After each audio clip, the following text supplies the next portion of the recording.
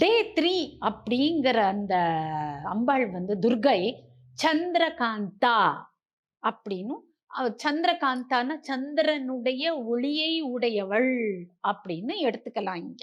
சந்திரகாந்தா எப்பேற்பட்டவள்னா, ஒரு சந்திரனுடைய ஒளி பல சூரியன் 1000 கோடி சூரியனுடைய ஒளியை பெற்றவள். சந்திரனுடைய அமைதியான நிலையில வரா. எதுக்குன்னா, பக்தர்களை காப்பாற்றவும், துஷ்டர்களை அழிக்கதற்கும். அதனால அந்த ருத்ர ஸ்வரூபமா இருப்பா அவ.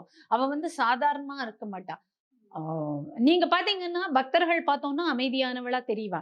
அதே சமயம் எதிர்க்கக்கூடிய துஷ்டர்கள் பார்த்தா, அப்படியே ருத்ர ரூபமா இருப்பா. அப்படி அவ நீதியை நிலைநாட்டும் அந்த அந்த தராசோட நடுக்கோல் மாரி இருப்பாளாம் அவ. நீதியை நிலைநாட்டக்கூடிய தெய்வமாக சந்திரகாந்தா வரா. சிம்மத்து மேல வருவா. சிம்மம்னு சொன்னாலே தர்மம்ங்கிறது தான் அர்த்தம். சிம்மம்ங்கிற அவளுடைய வாகனத்தினுடைய அர்த்தமே தர்மம் தான்.